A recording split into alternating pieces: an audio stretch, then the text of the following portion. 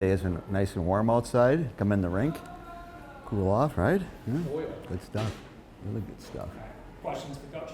Been through a few of these preseasons where you have some time before you play.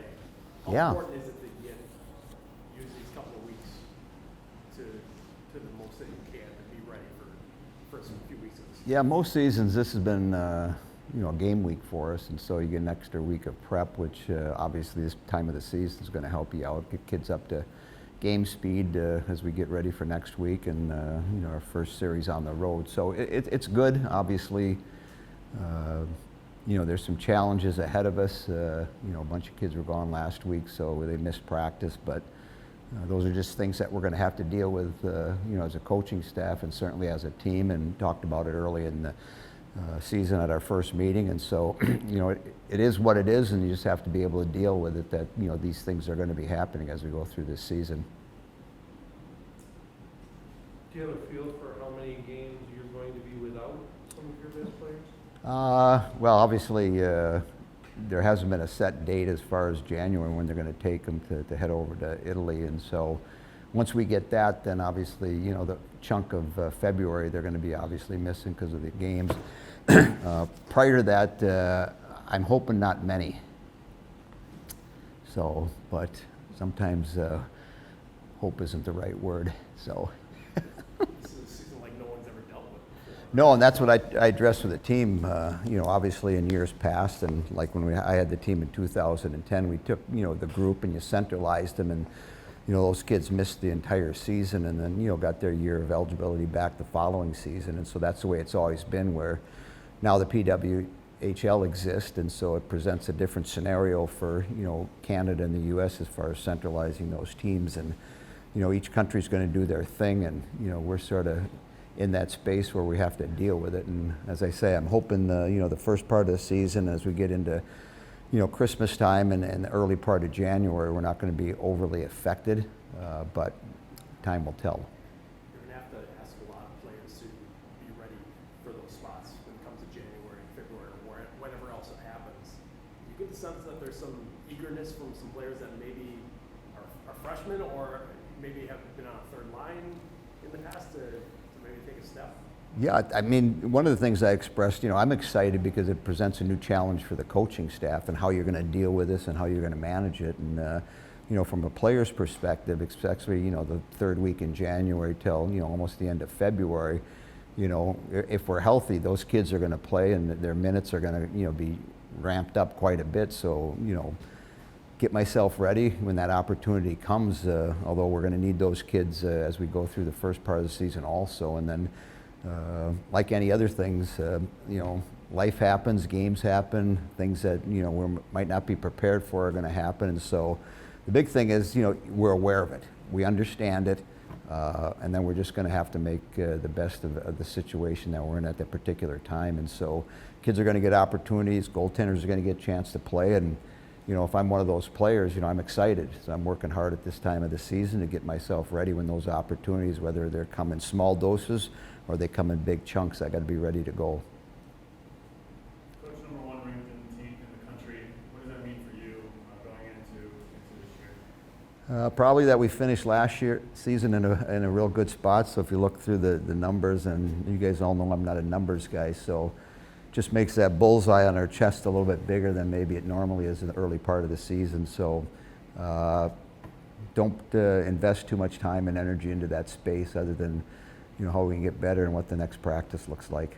And how have the leaders on the team stepped up and replaced some of the people that y'all lost last year? It's good. I mean, we got a lot of pieces coming back. A lot of seniors that have been around for a while. They've been very successful. A chunk of them are obviously going to be part of the National Olympic team, and one of the challenges becomes when they're gone and they're with the USA team. That leadership that's still with us, and so we got a couple kids that are assistant captains, and we're going to have to lean on them. But they're in a position. I mean, they're veterans. They're good kids. They do great in the classroom. I think the other players respect them. So, as those players leave and are doing their things with Team USA, we still have to exist. We still need leadership from our upperclassmen, and I think we'll get that. And how do you keep your team focused on the goal of winning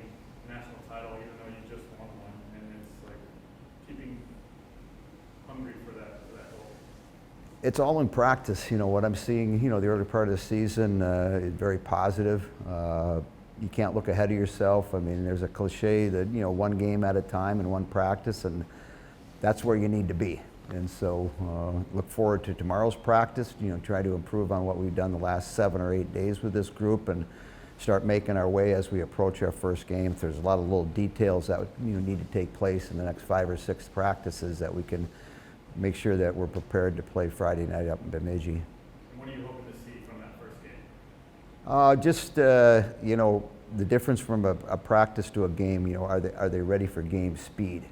Are they ready, to play against a different colored jersey? And are they playing with excitement? And are they competing? And so we'll look for a little 2 or 3 things within the first game and try to build off that. But the first one has to be, they have to compete. Can we compete for 60 minutes? And are we consistent in our effort from when they drop the puck in the first period till the end of the game, irrelevant of what the score is?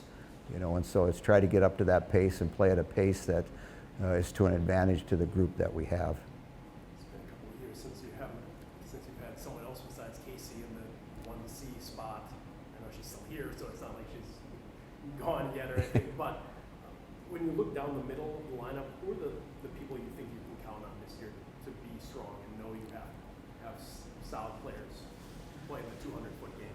Yeah, I mean, you hope, Simsy gets off to a good start. I mean, she showcased herself for 3+ years, and, Eden's been around a real long time, a veteran, somebody that you're going to lean on. And then, Cassie now becomes a junior, had a great season last year. Kelly is in a position, and, I'm looking, for Maggie to get off to a good start. They played as a group out in Lake Placid when we were out at the college series in August, and I was at one of the games and liked what I saw, so we'll probably start in that position with those kids and, pick, I was an assistant captain, had a great summer, wonderful kid, a lot of energy. I'm hoping she has a great season. It'll be, and then Claire's done a great job, and then who's going to play right wing, whether it's Hannah or Charlotte, time will go on. I like Finley's position right now and where she's at. And so those sophomores that, were freshmen last year, we're looking for production out of them. We're looking for them to improve. I mean, they spent a year ago in the summer with us, and then they spent last year again this summer they were around, and, can they make a jump? Can they, with more minutes, have more production? So early on in the season, those are some of the things that we'll look for. Let me ask you about 3 players in one question. The Gorbatenkos. You've had one for a couple of years now. You got to know the other 2 a little bit. Can you describe, how they are as hockey players, as people, and how they're similar and different? There's a lot of similarities. I mean, if you watch Kelly as, she came here as a freshman, and you watch those 2 that are young right now, they almost identical. They're in good shape. They're strong. They're very competitive. They work hard, and those are all good things to have in your toolbox to become better. And now can I adapt to playing at a higher level? And for some freshmen, that'll take a day, some will take a week, some will take 2 months, some will take an entire year. So as they get more time and more experiences in their practices, their game should start to get better.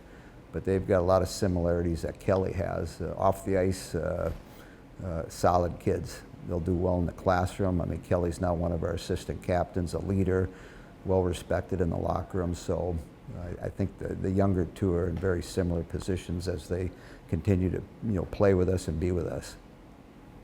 How do you feel about this experimental rule that the WCHA is doing about the no limit on high stick? Not a fan of it. No? No. Why is that? I'm probably more traditionalist. I mean, when the stick gets above your shoulders, I mean, I'm not sure, we're going to practice or have drills that are going to do, things that might create a goal. But, they do have masks on, but, that stick start getting up over the shoulders, can you control it? And then is it going to be an accidental contact and no penalty, or is it going to be an accidental contact and automatic penalty? So there's a gray area there, but yeah, I always find it interesting that it's a non-rule changing year, but yet we changed the rule. So a little oxymoron to me, but it is what it is, and we'll deal with it and see what it looks like at the end.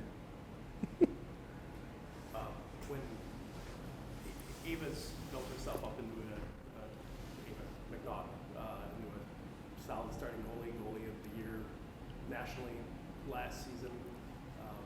How does she continue pushing her development this year when she's going to be pulled in a few different directions? And I wonder how she's going to handle that in your mind.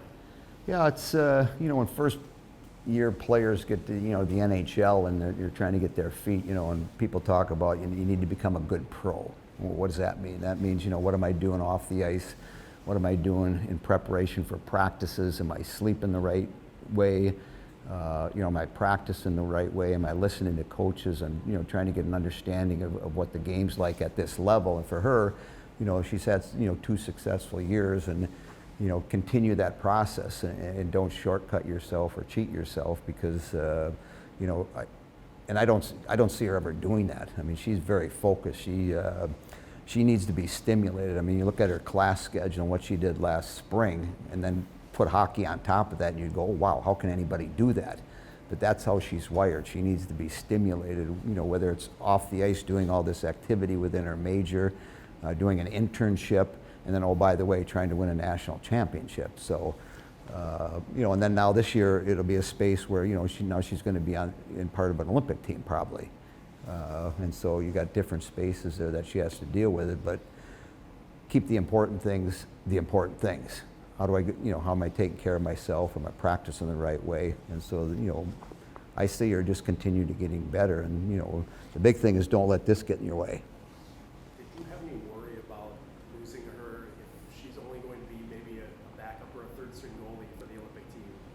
She could be a starting goalie here in a lot of important games for you. Did you have any worry about how that is going to impact you and impact her as well? Yeah, that, and so you start playing these scenarios. So she makes the Olympic team, does she play much? If any, I don't know. So those things that, again, we'll be walking in this straight line and right now everybody's smiling, everybody's happy, and then all of a sudden somebody veers right and boom, there's a landmine that goes off and boom, something blows up and then we got to deal with it. And so last night it's late and I'm driving home and I'm very comfortable, Actually this morning I had to take a recruit to the airport at 5 this morning. I'm coming home and just about ready to turn on the last road and almost in my driveway, and guess what happens? Not deer, not turkeys, biggest, fattest raccoons you've ever seen right in front of my car. And it's like, boom. So just had to deal with it. Fortunately, I didn't hit them, so they were lucky. So was I. So yeah, so those scenarios, I can sit here and paint 1,000 out. And so, of the kids that are involved in the national team, they have 30 players on the team, they've got to get down to 23. Is anybody in our group going to be part of that group that, doesn't get a last minute invite? And, so there's a lot of things coming my way. So back to that one day and get ready for Bemidji a week from Friday. That's all I can handle right now. Final questions for Coach? KK's got an opportunity to have just a really special, 6 months, 9 months next June here. Just and already 2-time captain here. What are you expecting from her in this last hurrah in Madison from her? Yeah, I mean, it's the same with some of those other kids that are going. I mean, they're going to have a real special year, unlike anybody else has had before, just because we've never been in this space where, kids can play for their college team for a period of time and, might go win a gold medal and then come back and get involved in a playoffs and maybe have a chance at a national championship. So, I just sort of put my feet in Kenny Morrow's skates and all of a sudden, we're in Lake Placid winning a gold medal and then, 2 months later winning a Stanley Cup and then another Stanley Cup and then another Stanley Cup and then another Stanley Cup, and it's like, whoa, that's pretty special. So the big thing with KK and the other kids is, where your feet are, that's where you need to be. So when they're with us, they need to be with us fully, and then when they're with the Olympic team, that's where they need to be. And can they manage both of those? Because it'll go by quickly. Before you know it, we'll be here in the middle of January and talking about different things, and those kids will have played here. But I would just say to our fans, you enjoy it, because there's not many KKs that have come through here and done what she's been able to do, and the enjoyment that we, not as coaches, but our fans get to watch her play. So let's make sure we enjoy it and she stays healthy and has a very, very special year. Do you get the feeling that the way that last season ended with Sims. No one's ever going to forget that. But the 5 months leading up to that, there were some times when she looked like she was struggling to get to her best level. Yeah.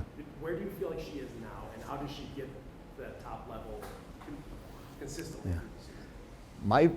My thought process that, during that stress where maybe things weren't going well, she was passing maybe more than she was shooting, getting a bunch of assists but wasn't scoring. Those are moments where a player can learn about herself and grow from it. And so, she had a good summer. She's had a couple good weeks with the national team. She looks good out there right now in the practices that she's participated with us. And so you take those moments where adversity comes, and it comes to everybody, and it comes to all players that have ever played the game. And when you're in that stretch, what can I learn from it? And if I can learn, some positive things out of it, maybe what I need to adjust in whatever facet of my game to make me better, that's part of the process. And so for her, I think she's in a good space right now. I mean, similar to the other kids, it's an exciting year for her. Can she get off to a good start? Because if the players can get off to a good start, that helps with their confidence. So I'm excited for her, and you don't want to see players go through those stretches, or if the stretches happen, not very long. But if I can grow from it, boy, they're worth going through. They really are.